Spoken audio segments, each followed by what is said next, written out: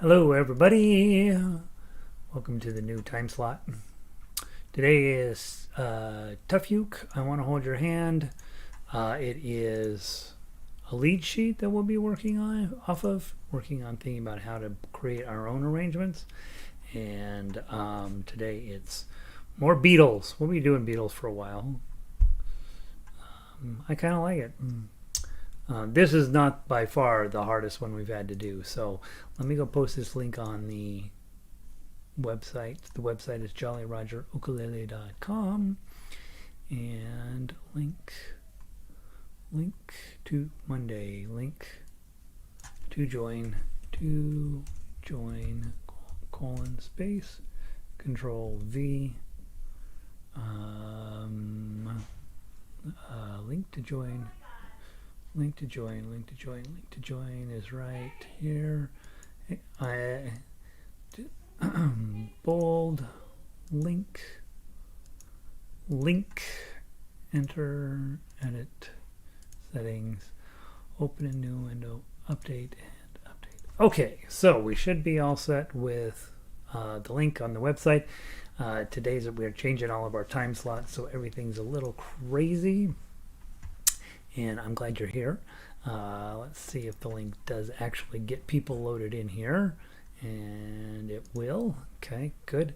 Let me put it on Twitter real quick. https://jollyrogerukulele.com. I want to hold your hand. TuffUke. Okay, that looks good. Let's put the link or the picture on it. There's that. Tweet. Okay, so we have a new time slot, which means some people who used to come to the old time slot won't be able to come to the new slot, but we hopefully will get some new people in who can come, and so that's where we're at. So far today, Laurel is in. This is happy hour. Yes, she says, this happy hour? Yes, you should show up to ukulele class with a margarita, and, well, these days you need a shot of whiskey too. Let's see, I am going to put this into ukulele. I want to hold your hand, and I'm going to go back here to the cloud, scroll down and pick up the sheet music. As I was putting this together, guys, I think you'll find you're way easier than a couple of that we did last week, although none of it's easy, right? So, but hopefully you'll find it challenging, but not too challenging. Let's see, I want to hold your hand baritone, and I want to hold your hand ukulele. All right, so I'm going to download those. Okay. Okay. I want to hold your hand. How come there was one already there? Interesting. Okay. Oh, probably the baritone was already there. Let's see, who else wandered in today? Sandy, good evening. Yeah, I was late for Sandy, right? Sound is good. Sandy says, Andy is here. Lynn, good afternoon. Good evening for you, Lynn. Red is in. Here, Red is... No, we did that one last week. Here's a whistle, Red. There you go. Oh, sexist. Sound is good in Eugene. Yeah, Vic started me off today with no sound whatsoever. I had to fix that. Linda is in from Vancouver, 63 degrees up there. You're expecting rain. It's raining like it is Vancouver here, Linda. Very unpleasant afternoon for us. I think it's fine, but people in Denver are about to lose their minds. There's 2 days of clouds in a row. Lynn, I've been trying to arrange a song I love, only I'm not loving it so much anymore. One of the things you'll find, guys, is the more you do with music, the more you find out that you really like terrible music. I am sort of amazed at when you start taking a song and you start tearing it apart and putting this and that and the other pieces together and really trying to figure out all of the pieces. Pretty soon, it's really... a surprise when you still like a song that you started with. So yeah, be patient with these songs as you take them apart and put them back together for ukulele. There is this tendency for them to be, well, they fight back, right? Moonglow and Satin Doll are my ones that I've been fighting with for 3 weeks now. I think I've finally got them both wrangled, but boy, oh boy, you get where you kind of hate the whole song. You kind of hate music generally. when you're putting this stuff together. It's maybe why you just let Gary do it for you, but obviously that's the task. So I get it, Lynn. Michelle in from Rockaway Beach. We have some wind today, otherwise a nice day. We'll take it. Lynn in from Lakewood here in Denver. She's down with the Beatles. She didn't report that it's raining outside. Rita in from Illinois. I hope you're having a nice day up in Chicago. Sound is a 5 out of 5, ukulele says tonight. Good. That's always exciting. This morning it was a 0 out of 5. Bruce is in from Virginia. Diane is local. Marianne in from... Marianne gets a hi from Colorado. Nice. What the heck, man? Let's see. Greetings from Massachusetts. I forgot where you live, ukulele. Good to have you here. And Ronnie, 71 degrees, overcast down in New Mexico. We've had a slow start to summer down there. Jacqueline, still in Padre Island. She's winning. And Carol's in cloudy and cool, threatening to rain up in the western Colorado. We've got pretty good rain right here in downtown Denver, so it's always something, right? Hey, we have about as many people as we usually have. Let's dig this piece of paper out and see what we've got. I want to hold your hand. Grab the ukuleles first. I think I like to teach it on ukulele first, and then as if there's changes to the baritone, then I like to go over those separate. But I think most of you are on ukulele, or most of you have a ukulele. A few of you have both, and then there's a handful of you that only have baritones. So it seems like only fair, multiple, by order of elimination. Or what should I say, by who has the most, right? Christine, this is a good time for me. We'll be gone for a week, camping, fishing. I know, Christine actually goes outside. That's really weird. Bringing the ukulele, banjolele, harmonica, nothing like playing outdoors, right? Yeah, heck yeah. Especially when you're high up in the mountains and nobody can hear you. That's where I like to play. I don't want people to know I'm a musician. All right, well. So hopefully this time slot will work for you guys. This time slot will be followed by a harmonica time slot, but it's only harmonica through this week. After that, we're going to work on creating ensemble sheet music. So there's all the different lines that you can pick and choose whichever instrument makes you happy on that given day. And hi Linda, hi Q, welcome in. No rain up in Northern California, I know, right? Okay, I want to hold your hand. The Beatles, you might have heard of them, band from the olden times. And let's run through your chords, make sure that you know what those are. F chord. Oh yeah, I'll tell you, C7, something, D minor. I think you'll A minor, stand. And then it repeats, then I say that something. I want to hold your, and then notice instead of A minor, you go to A7, and then the B sub, and then a B flat. Anytime you're in F, you guys know F, G, A, B flat, and C are going to show up. So anytime you're in the key of F, you're going to have B flats. You guys are at this point realize that you're not escaping them, so just play it. Strum, I want to hold your hand. I want to hold your hand. Okay, so those of you guys that have been to ukulele strum-alongs, that's how it's played at a ukulele strum-along. Super fun. Gets a little repetitive, and the skill set never changes beyond that, right? You're like, oh no, there's a B flat, and that's where you live in fear of when you go to the strum along. Get to measure 12, go back and repeat that whole thing, and then when you come back down, skip measure 12 and go on to measure 13. So then let's check this. Now this gets a little jazzy through here. I want to hold your hand. Okay, C minor 7th is just a bar on 3. And when I, F7, touch you, I feel happy. And B flat drops very often into G minor side, C minor 7. It's such a feeling that my love. Now here's where it gets Beatley. I can't hide. Whoops. I can't hide. I can't hide. Okay. Now DSL coda at the end of 24. Let's make sure you know what that means. DS go to the segno, desegno, desegno, desegno. I don't know. My Italian accent is terrible. DS means go to the segno, and then you're like, oh shoot, where was the segno? All the way back at measure 1. Okay, so your pickup, oh yeah, and you're going to go all the way back to the segno. But the reason you put de segno al coda is that means you're not going to play all the way back through. You're only going to play to the coda, and codas come in match sets. So that tells you go to the segno, which just happens to be at measure 1 in this case. You're going to play down through measure 10. There's the first coda, and it's going to be bookended with the coda sitting at 25. Okay, so you may want to take your pencil and write some stuff down. When you get to 24, you might want to write it out to number 1. Right?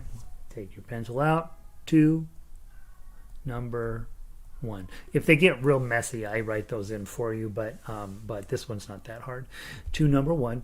When you get to measure 10, you're going to go to number 25, right? And so when the third time through, you jump to 25, and then you play to the end. Okay, so not a ton of music here, not a super hard thing to play. Chord-wise, there's some B flats in there, but outside of that, it's going to be pretty easy to get along with. My poor cat is losing his mind. Donna had to go do a hour-long seminar that was serious, like important people were at, so she closed him out of the bedroom. And it's raining and the wind is blowing here, so he's pretty sure that he's on the verge of being destroyed. And right now, he's trying to get in here, even though the other door is open. I'm not letting him in.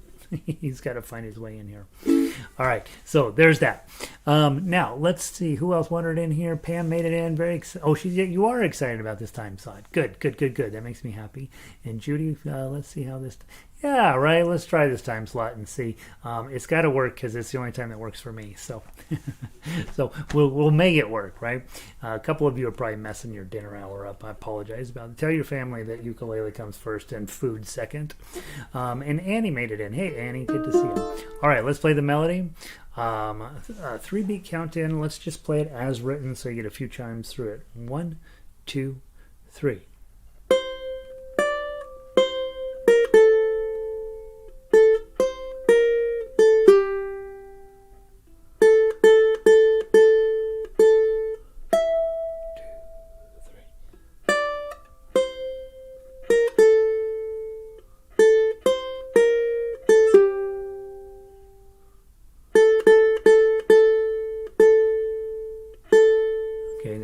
That's weird, right? So the first time you come through, I think you'll understand, right? But then I want to hold your hand, right? It doesn't jump it way up.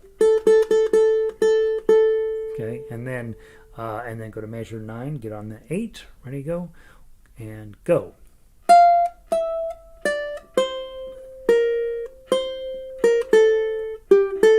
And that's a little hard. We'll talk about that in a second.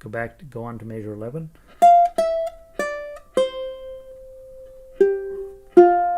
Okay, let's go back to the top, play it again.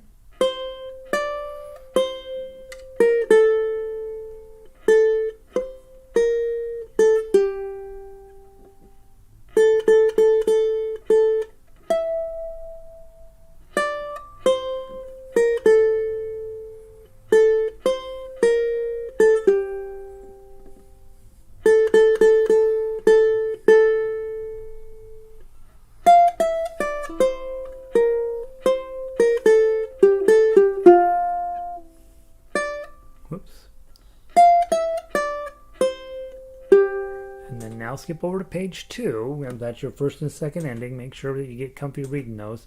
Why is this not flipping? Because that button got pushed. Okay, now we'll turn.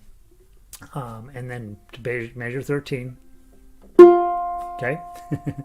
And you remember these rests at the beginning of measures. They're important. Rest. Oops. Let's start again. From 14. Ready. Rest.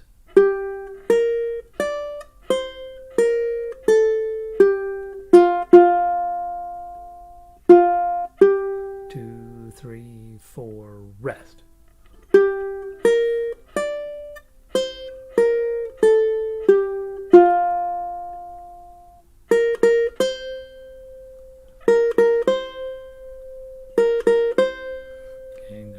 Okay, and then the DSL coda, so go to the top.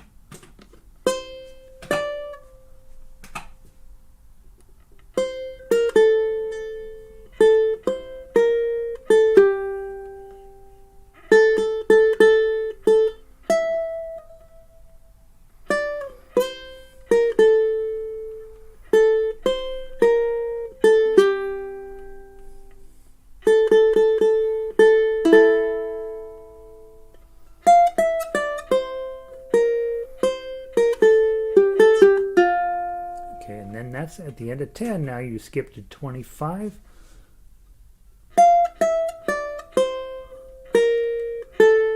Two, three, four.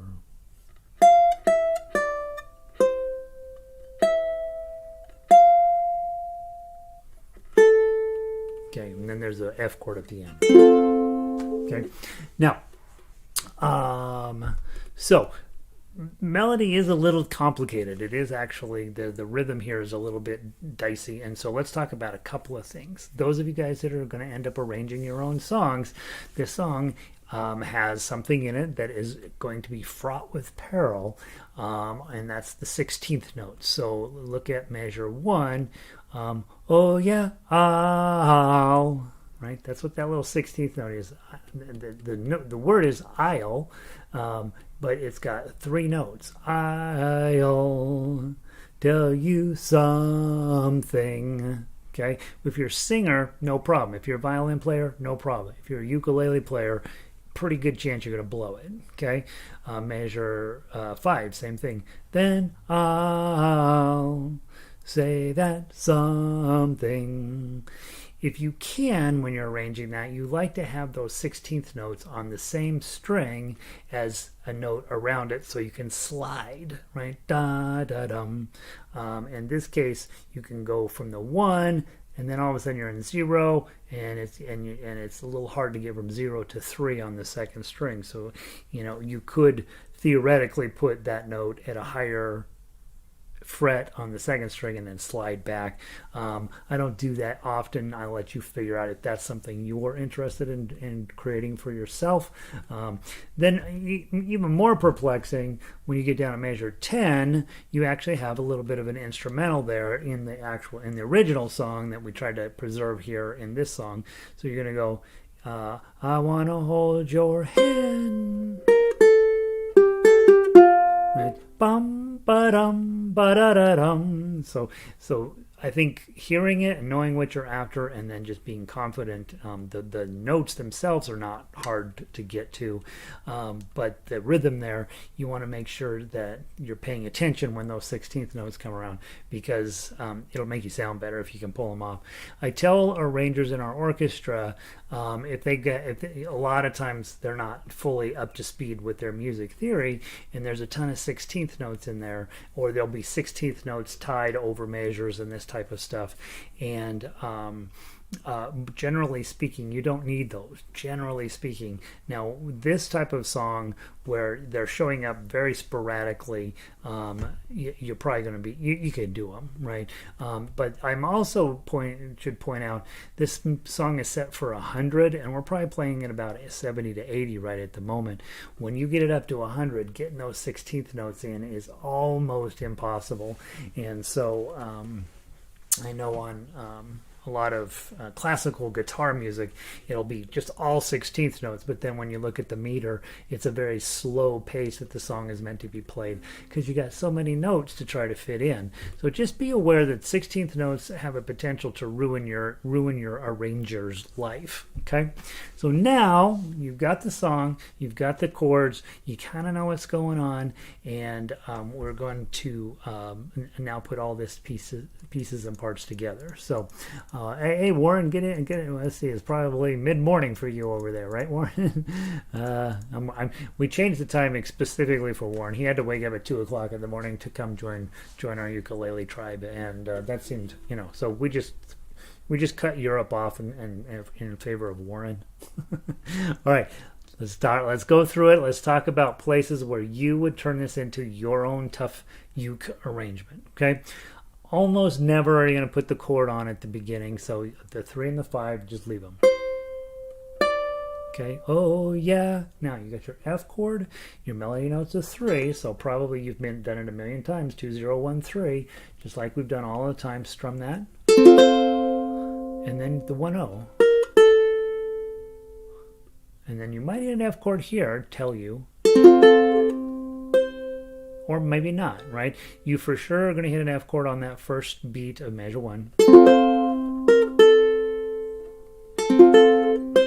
I'm probably going to put a chord in underneath tell you, probably, because I want to, or otherwise you might put in a couple of decorative notes there. Maybe not. That probably would sound stupid. You might try it. I don't know. But I for sure am putting an F chord underneath the 3 on beat 1. I might put an F chord under beat 4 under tell.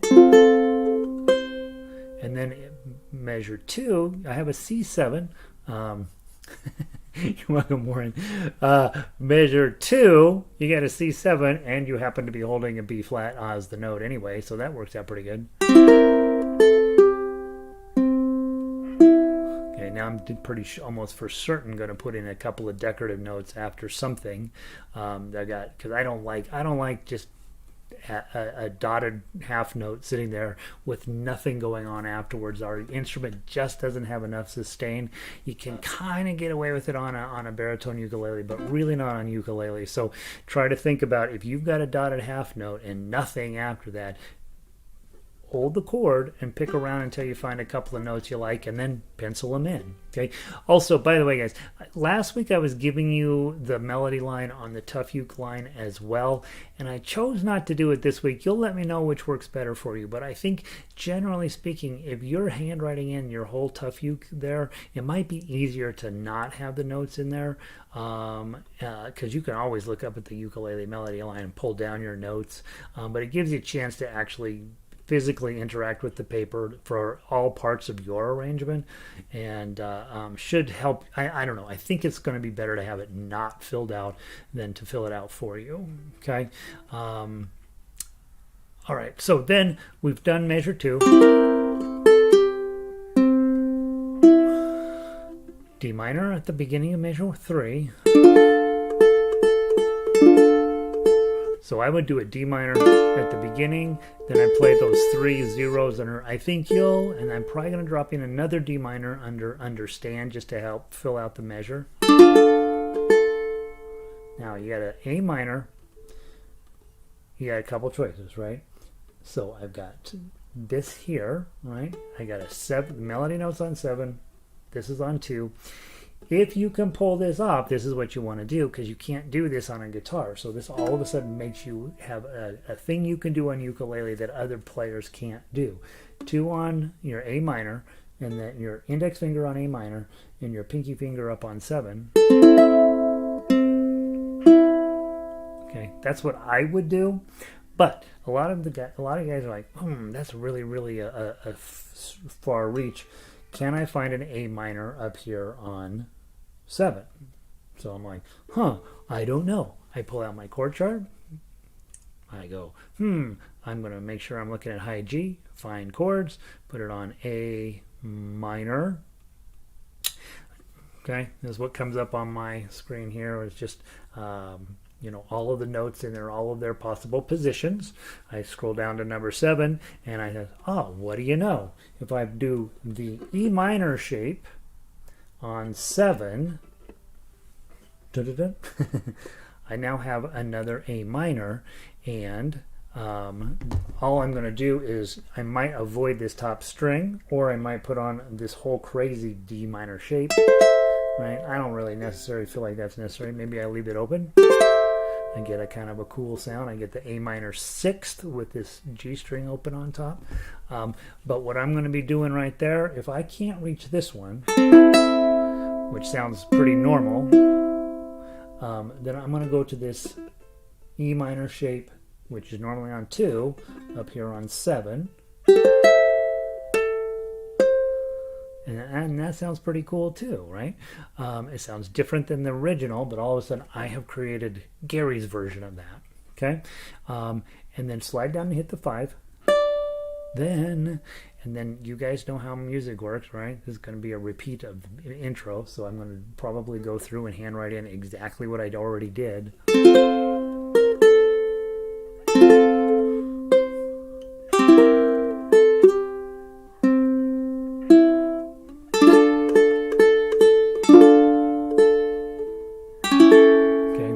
Where it changes, measure 8, instead of going to an A minor, it goes to an A7, and the melody notes is 0, so that's easy. Okay. Marilyn says, am I missing all the tough fingering markings on the TuffUke line? Yes, you are, Q. That's what we're going to be doing the rest of the summer. I'm going to, on Fridays, I'll give you the TuffUke line that I wrote out. But during the week, I want you guys to be creating your own TuffUke arrangements, and then we will play them side by side. You'll either you won't do your homework and you will play my TuffUke, or you will do your homework and then you and I will each play our TuffUke simultaneously, and you'll find out if yours is playable. You'll find out if it's better than mine. You'll find out if it's worse than mine. You'll find moments in yours that are better that you're going to keep, and moments in mine that are better that you're going to keep, and make a hybrid version of it. But for the rest of all summer, I want to do a ton of modern music, and modern meaning 1963 and newer, probably some 50s as well. I want to, at the early part of the week, give you the chords, give you the tablature and the fingering for the melody, and then for those of you guys that are wanting to do your homework and create your own TuffUke arrangement, two things will happen with that. One, you become a much smarter musician. Two, you'll create something that's yours and that you'll be much more likely to play than if I just always hand you stuff. And I think the other real reason for that is that you will get the skills necessary to write arrangements for songs that I'm probably never going to arrange. I get occasionally a request and I say, sure, I can do it. And sometimes it's years before I actually get it done. And so I want you to have the skill set in place where if you want to do, a lot of you guys go to church, you want to arrange some uke songs for church. I probably am never going to get to those, but you might. Some of you guys like Coldplay, right? I'm never going to arrange anything from Coldplay, or the Lumineers, right? I'm just never going to get to those. Even though I might like the band, I'm probably just never going to get to it. So if you have the skills, heck yeah, you can do it. So there's that. And that's why during the week, Monday through Thursday, I'm going to give you chords and melody, and then if you have time to do the homework, then you would create your TuffUke. And then on Friday, I'll hand out my TuffUke version of all these things, and then they will magically disappear onto the members page, where those of you who are here on Friday will get the final arrangements, and those of you who are off gadding about, you will have to go with your version of it. So hopefully that answers your question, Q. Patty asked, on measure 7, do we play the D minor at the rest and then all the zeros? I would. I absolutely would. Think about why. Measure 7, you got to rest in measure 1. Same thing happens in measure 3. You got to rest on beat 1 and then a whole bunch of zeros. Well, what's happening here is the singers are coming in late. Probably on purpose, but not necessarily. Sometimes your singers are just late. They want to hear the chord and then they come in. But in this case, let's assume the Beatles know how to sing. I'll say that something. Beat. I want to hold your hand. So something is happening at measure 7 on beat 1. Ringo's bringing his drumstick down, clonk, and John is probably dropping in, or George maybe, is dropping in a chord there. Paul might be hitting a D note there for the bass, but they're probably for sure one of them's dropping that D minor chord in. D minor, I want to hold your hand. So yeah, anytime you see a rest at the beginning of a measure, you're probably going to want to drop in a nice full chord there. Not always, but often. So listen to how that works. Just looking at measure 7. I'll start up at the pick up to 5.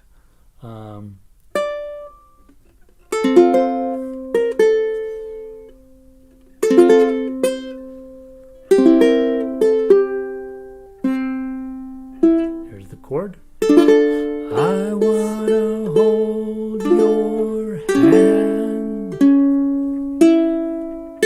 Okay, so yeah, absolutely. You see a rest at the beginning of a measure, you're thinking, all right, that's a rest for the singer, but it's not a rest for the chord player. What's the chord? Drop it in there. That makes a lot of sense to put it there. Measure 8, when it goes, instead of in measure 4, they went to A minor. In measure 8, they go to A7. And now you have 4 beats of nothing, right? So even if you do it perfectly, 1, 2, 3, 4, my ukulele is still ringing, but you probably can't even hear it. Certainly your audience can't hear it, even in a coffee shop setting. So you're going to go hand, right? So you're holding the chord, you strum it, and then just take your thumb, bum, bum, bum, or come back the other way. Strum, ba, dum, dum. Put something in there that's not going to end up competing with the melody. You're probably going to try not to hit another 0. You might hit another 0, but yeah, try to fill in something, 4 quarter notes worth of something that's out of the chord, just to because our instrument's unique. If you hit an A7 on a piano, Steinway piano, down on the lower octave, A7, boing, right? That could ring for a week and a half if you hold the pedal down. You don't need to hit any other notes, but you probably would anyway, but you don't have to. On our instrument, it goes plink, and then there's nothing else going on. And so just make sure that you fill that in. And you guys know, right? You guys know when I make fun of ukuleles, it's not because I don't love them. It's because I've come to accept this instrument's abilities and its disabilities, and this thing does some amazing things really well that other instruments can't. This instrument also has liabilities. I know if you go to talk to a lot of ukulele people, this is the greatest thing ever and it's perfect and blah blah blah. That's not true. This is an instrument. It has strengths and weaknesses, and it's okay to admit their weaknesses. Okay, doesn't mean that you don't like ukulele. All right, let's move on. Measure 9. You got this B flat. Same exact situation Patty and I were just talking about. The B flat's on beat 1. Okay, but here's where things get messy. This is the B flat, it says, but my next notes are 8, 7, and 5. So I'm probably going to go with my higher B flat with a bar on 5.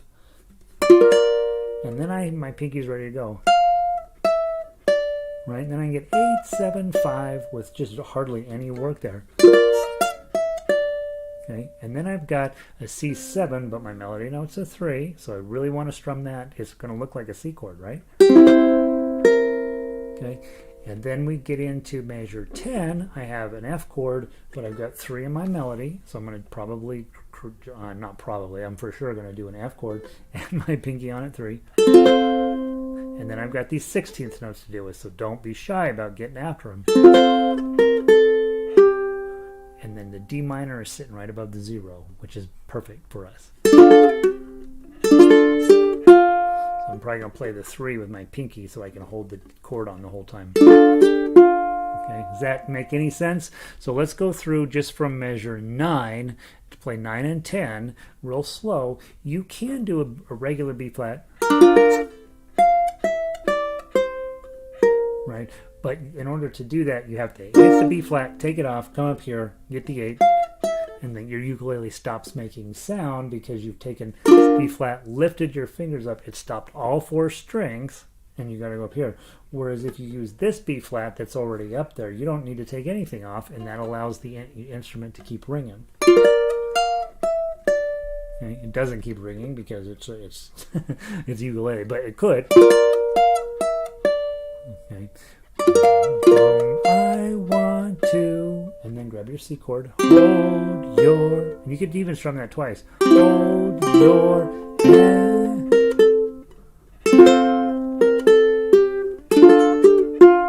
Okay, that sounds kind of cool.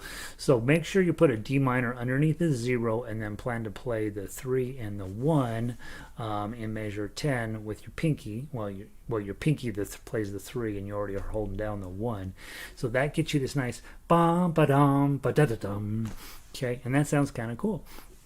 Warren says, I have been asked so many times when playing in public, isn't the ukulele just a toy? Drives me nuts.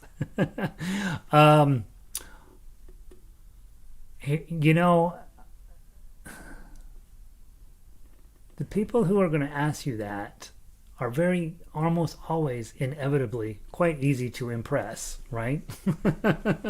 when that comes out of somebody's mouth, they just don't understand. They just don't. It's small, and so they assume, right? I will, meanwhile, you take a Macintosh laptop, which is even smaller, and it's a real musical instrument. I don't know. But people think it's a toy because it's a size. Prove them wrong. Play something that's like, whoa, I didn't know you could play that on ukulele, and then maybe you've helped educate somebody. Yeah, I don't think I wouldn't I wouldn't go too nuts over that, Warren. What I think that gives, it just gives you the opportunity to impress them. Yeah, or say something like, yeah, it's a toy. Let me show you what I can do with it. Yeah, same thing happens with harmonica, and you're like, yeah, whatever. All right, measure 11. Measure 11, you got basically the same thing going on in measure 11 that went on in measure 8. I'm sorry, measure 9. Grab your high B flat. Okay, and you want to play a C chord at there. And then at measure 12, you have, again, 3 beats with just this one note. Hand. So if you're holding your F chord, hand. Okay, 0, 1, and then 3, 5. Okay, and then let's go back up. By that logic, a flute would also be a toy. Yeah, exactly. Yeah. Ask I think is it the Navy or is it the Army? Who has the band that always plays? I can't remember. One of them plays. There's a band. I think it's the Army band. They've got a piccolo player, and she's world famous. Piccolo's about this big, right? It's one of the loudest instruments in the orchestra. It's an annoying instrument because it is so loud, so high pitched. You can hear it a block away. And go ahead, try and play it. Go ahead, see what happens. Right? Yeah, I do think that logic, because it's small, it must be a toy, happens to us. And I wouldn't let it eat at you. I wouldn't let it. Just prove them. Just show them what your toy can do. Right? All right, I'm going to go back to the top as if it's the second time, and let's play through. 1, 2, 3.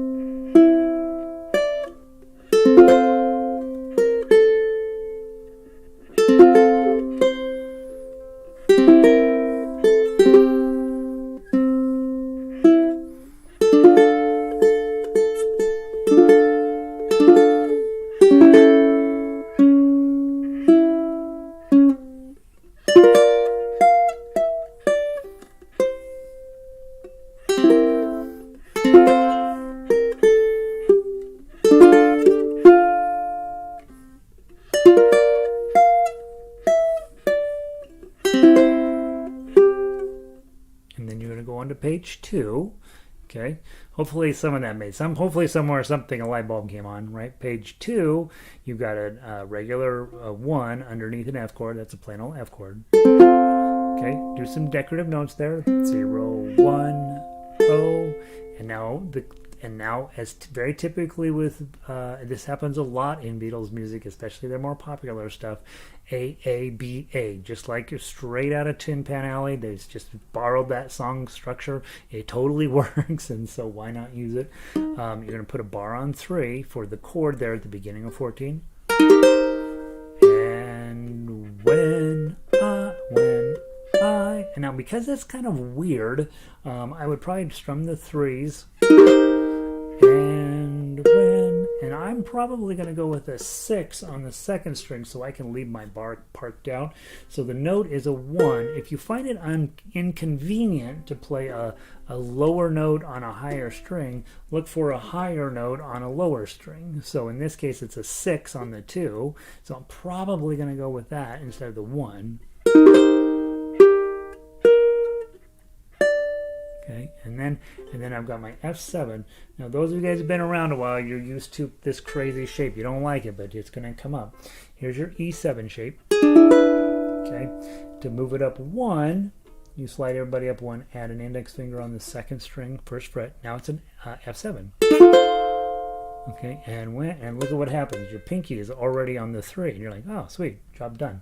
When I touch you, I feel B flat, a regular one because you're on 1. F, B, add a couple of decorative notes. In G minor, your ring finger is on the melody note. Side 2, 3, 2, C minor 7th again, a nice bar chord. It's such a, again, F7, add your pinky. Feeling that my love, I can't, and even though it's a C7, your melody note's on 3, so it's just a C chord to less. I can't hide, I can't hide.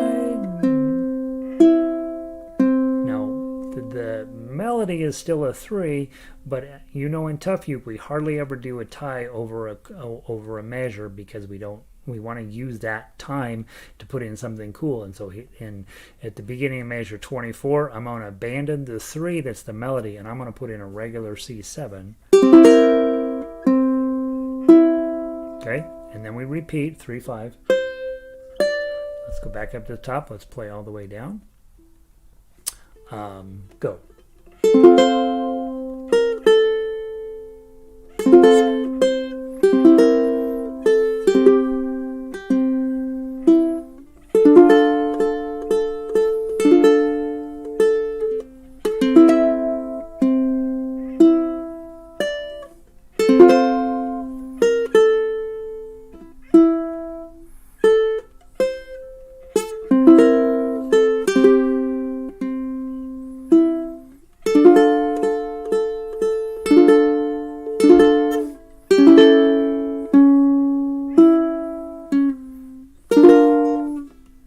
I didn't do it right.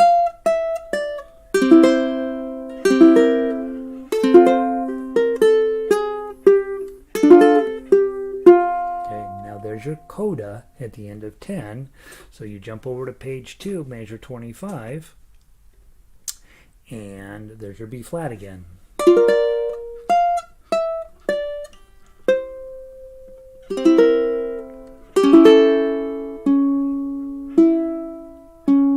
Flat up high,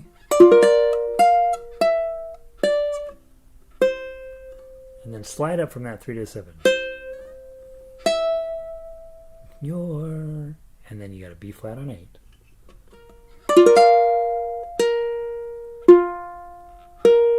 And then a nice F chord to wrap it up. Okay, or that F chord feels like it drops down and the song kind of gets eaten up a little bit. So if I'm on that B flat at 28, whoops, with an 8, your other F, remember, is a high F, 5, 5, 5, 8. Okay, so that way it's less like it feels more like an ending, right? Sometimes dropping down feels really cool. Sometimes not dropping down feels better. And so staying up high, if you're B flat, if you're playing this B flat up here, if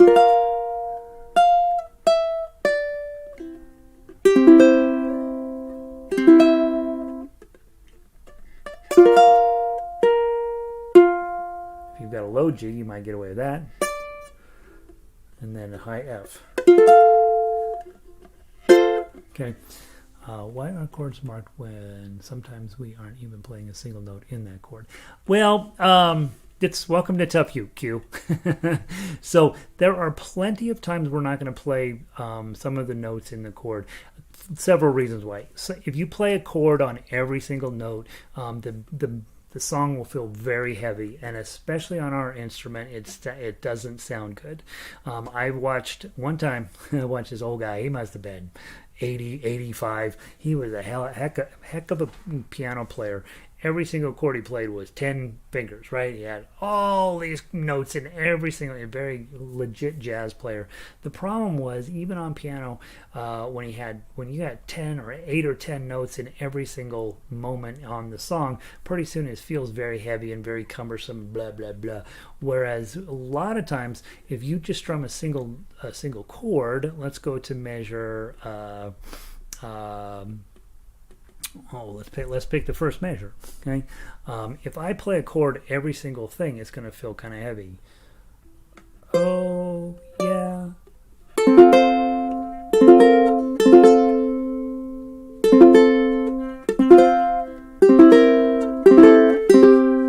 It's too much. It's too much. It doesn't give your ear a chance to rest. It doesn't, and it doesn't really help the song that much. If you hit that chord and then play some notes, it's going to sound better. And there are times when you think when you're not playing any notes in the chord. For example, when you hit 003, and the chord is actually a C7.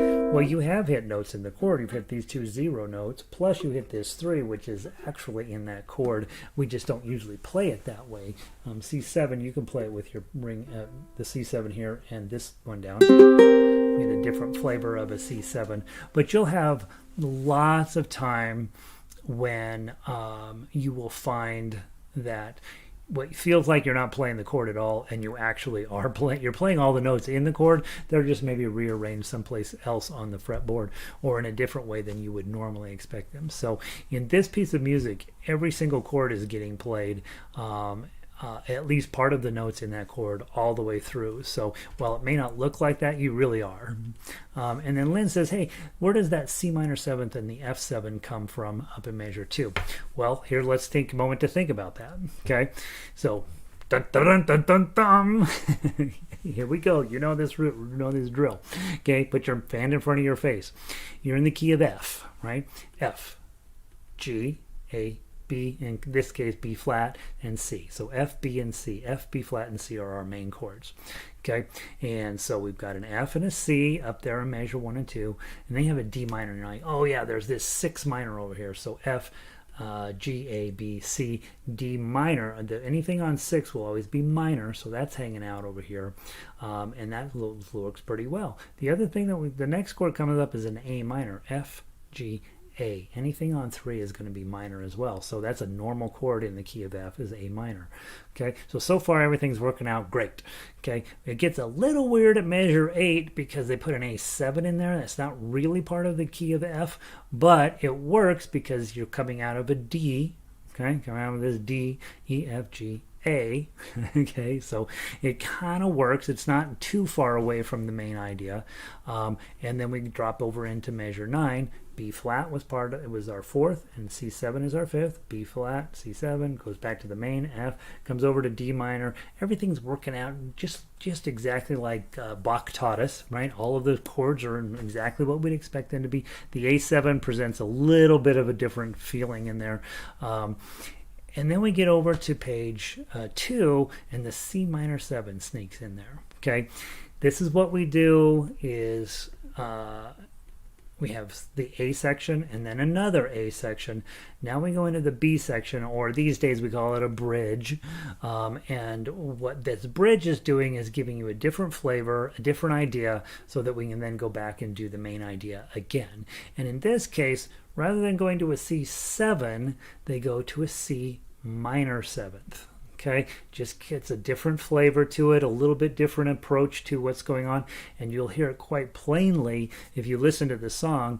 And when I touch you, I feel happy inside. And what's kind of fun when you're instead of going to the C7, going to a C minor 7, now you get a different set of chords you can use instead of using so now the C becomes a more important chord, and now you could move that over to here. What would that go with? C, D, E, F, and G. And look what shows up there. The C, the F7, and the G minor are all kind of sneaking in there. And so I'm way oversimplifying that. Where does it come from? Them sitting around on their guitars, noodling around and going, well, that sounds cool. Let's do that. That's exactly where it really came from. But because, you've done enough noodling yourself, you're like, well, I don't know what this chord is, but it sounds kind of cool if I slide it up here, right? Yeah. Well.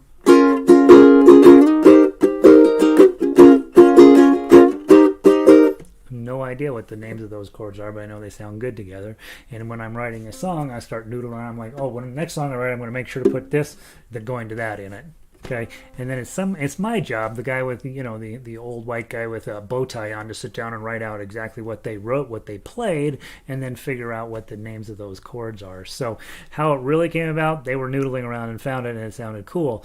But there is it doesn't accidentally sound good, right? There's lots of stuff that sounds terrible that you might try, but it sounds pretty good because they're taking the F. Instead of going with C7, they're going with C minor 7, and then that allows you to, and then that chord lets you opens up the world for some other choices, okay? And so when you play that, it also, usually the bridges tends to be a little harder to play because it's not in the normal key. So yeah, and the other way you would figure that out is you'd sit down and figure out what notes they're actually playing, and then figure out what sounded good with it. And probably that happens a lot too, where you're like, all right, this is the melody I want to do. Now I got to go find some chords that work with that. And of course the chords have to work together as a group, and that's where the mathematics of music comes in, and it gets relatively predictable. In this case, it sounds really cool because you would never expect a C minor 7th to jump in there, except then you're like, oh, it's the bridge, of course, yeah, we're going to do something a little bit different. So, and when I touch you, I feel happy inside. That B flat is a part of the original chord key, but none of the rest of that stuff is. It's such a... Now watch how they fix this though. Feeling that my love, I can't hide, I can't hide, I can't hide. And look where they end up. They're creating that tension. I can't hide, I can't hide, I can't hide. Tons of tension. F chord. Oh yeah, blah blah blah, right? So when they end that weird section on a C7, and they probably sat and noodled around until they figured out which chords they wanted to use, and then they sang over the top of them. That's one way of writing music. Just grab chords, noodle around until you have the words together, and then write it down. And that's how most guitar songwriters do it. Piano players don't do that. Piano players are like, here's a note. What's my next note? Oh, I'll plus this one. Oh, I'll plus that one. And they make a little melody. Then they sit over here and try to figure out what chords sound nice to it. So both of those are perfectly legitimate ways of writing music. We like, in the way we play ukulele, we like stuff with good melodies, and it's why we tend to like songs that were written on piano, because the melody moves around quite a bit. All right, great questions, guys. Let me play this on baritone really quick, just so that those of you guys who have baritones will see the same exact principles apply to you. It's just that the names of the chords are different. And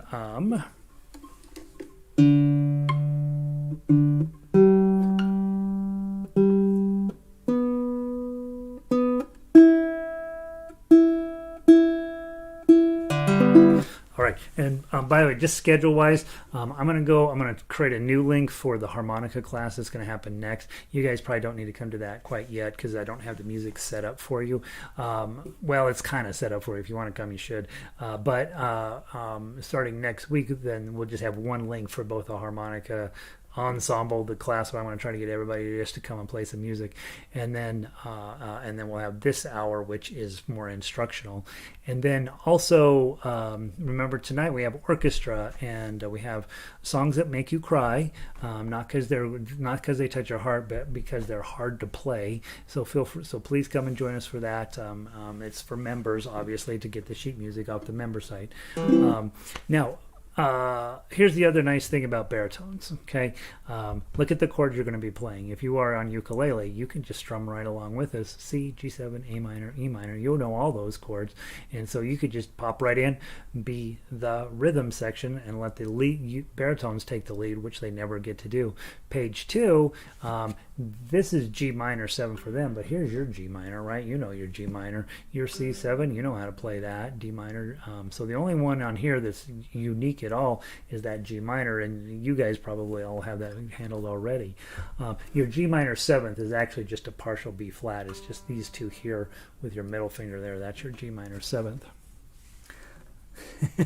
Yeah, and guys, what Patty just says, I'm getting about 25% of this, but I have hope. You only need about 20. You only need 10%. You just need to know, hey, I'm going to sit down with this melody. I'm going to write some chords underneath it. That's all you really need to know. Okay, don't overthink it. That's what your real job is this week, is to put some chords under there and create a TuffUke arrangement. What chord did you suggest for measure 28? Oh, well, your F chord, or I'm sorry, your B flat is a bar on 5, F shape in front. That's your B flat, high B flat, and then the last chord, I would just say, just use a 5, 5, 5, 5 H or high F chord. I think that'll clean it up. Yeah, and honestly, just keep coming back, right? Because this is, I mean, I have 18-year head start on you with writing music out. Well, really, if I count piano, where I did a ton of theory and all that, I got a 30-year head start on you.